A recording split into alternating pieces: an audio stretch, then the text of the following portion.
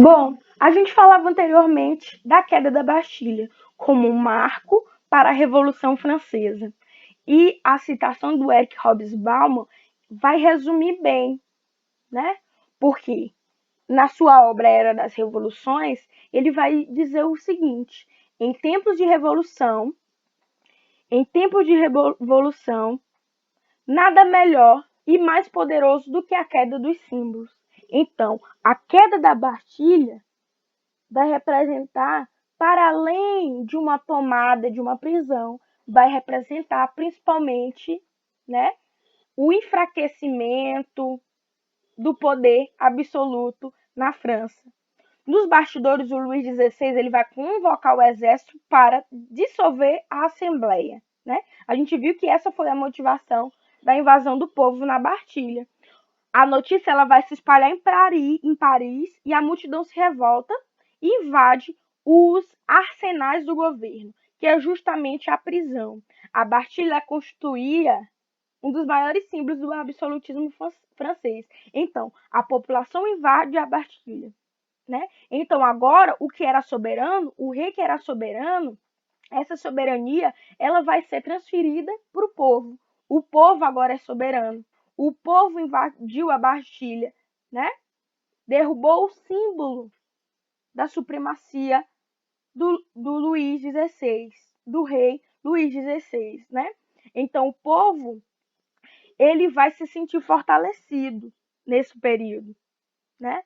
E aí o que eu disse para vocês, nessa Assembleia Constituinte criada aí nas discussões entre o primeiro, o segundo e o terceiro estado, é onde a gente vai perceber que as decisões elas estarão diretamente ligadas ao lema que nós conhecemos hoje, ao lema de liberdade, fraternidade e igualdade, ou seja, liberté, égalité e fraternité.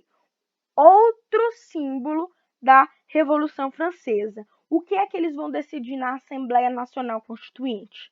Vejam na página 324. A Igreja ela vai passar a ser subordinada pelo Estado e ter os seus bens confiscados.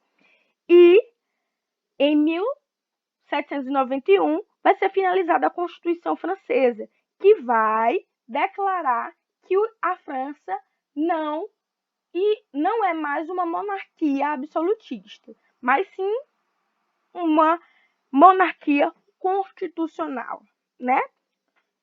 E aí, dentro desse contexto, também vamos observar a criação da Declaração do Direito do Homem e do Cidadão.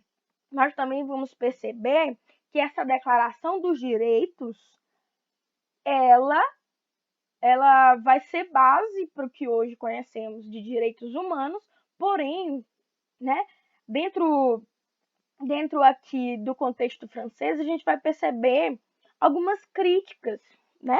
Apesar de ser um avanço, quando pensamos em igualdade de direitos, né? A gente vai perceber que as mulheres estarão fora, né, da declaração desses direitos.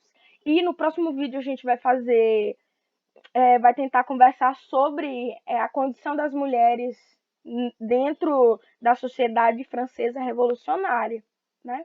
E a partir dessa primeira Constituição francesa, em pouco tempo, a Assembleia ela vai declarar abolida a servidão, né? A servidão, porém sem reforma agrária, vai definir que os dízimos e os privilégios do clero e da nobreza eles vão passar a ser obrigatórios, né? Na verdade, os dízimos e os privilégios do clero e da nobreza, a distinção de nascimento, elas vão, na verdade, acabar, né? Então, aquele imposto, aquela obrigação que a população teria, né, em relação aos dízimos e a manutenção dos privilégios do clero e da nobreza, elas vão ter fim, que é justamente o fim dos privilégios da aristocracia. Todos deveriam pagar agora os impostos e todos teriam acesso à igualdade em cargos públicos civis. Por outro lado, a Assembleia nacionalizou os bens da Igreja e determinou a sua submissão ao Estado francês. Foi o que a gente viu anteriormente.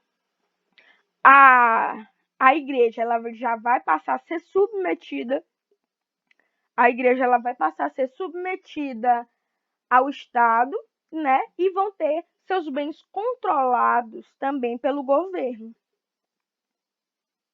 Os direitos de liberdade, igualdade e fraternidade, eles passaram a ser modelos, né? Tanto nas revoluções observadas na própria Europa, como também as revoluções vistas na América Espanhola e também na América Portuguesa, um assunto que a gente vai ver mais na frente. A Revolução Francesa, ela vai contribuir para uma construção, né? Construção de sociedades mais democráticas, pautadas principalmente nos direitos humanos. E aí, a partir desse novo governo, que agora é uma monarquia constitucional, a gente vai tentar perceber qual vai ser a situação do rei Luís XVI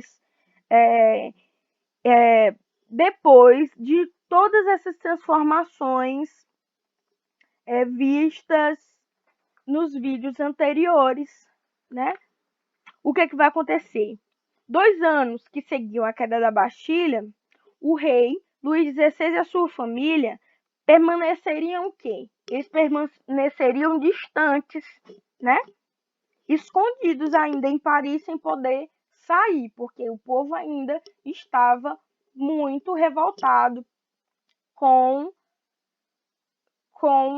o que o rei fez. Quando eu disse para vocês que o rei absorve a Assembleia e envia as tropas militares, o que ele vai fazer? Ele convocou, né, uma ajuda tanto da Áustria quanto das outras nações absolutistas em apoio à França, né, em apoio militar à França. Só que esse apoio era para conter a população. E aí, dentro disso, o que vai acontecer? A população vai começar a chamar o rei Luís XVI de traidor, né? De traidor. E o que vai acontecer?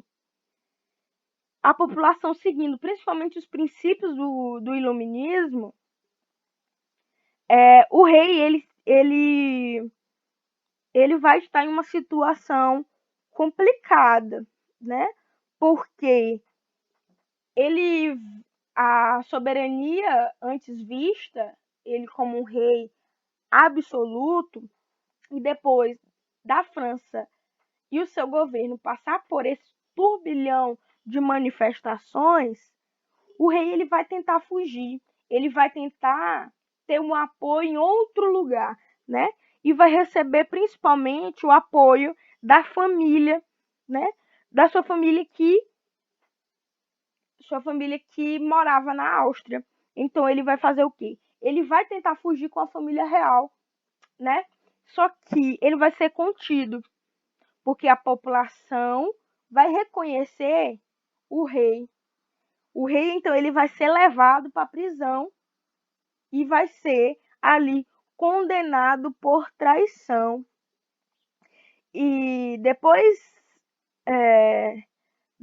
que o rei ele vai para a prisão, o poder já estava ali contido por um conselho executivo provisório, liderado por Dalton, né? E aí o que vai acontecer? Eles vão decretar que o rei ele deveria ser mantido preso. E o cenário político francês vai estar não mais unido. Não temos mais um terceiro estado consolidado entre burgueses, comerciantes, camponeses, né? Essa unidade ela vai sendo aos poucos dissolvida, né? Antes, aqueles que lutavam em prol do direito e da igualdade, agora, com essa nova situação, eles vão se dispersarem. E é justamente o que a gente vai entender entender sobre a divisão dos grupos políticos, principalmente o que a gente entende hoje por esquerda, centro, direita. Então, a política ela vai ser dividida em grupos políticos. A política francesa vai ter agora ramificações e questões, né? Questões diferentes. A gente vai perceber que esses grupos eles vão lutar por ideais diferentes, que esses grupos políticos a gente vai conhecer no nosso próximo vídeo.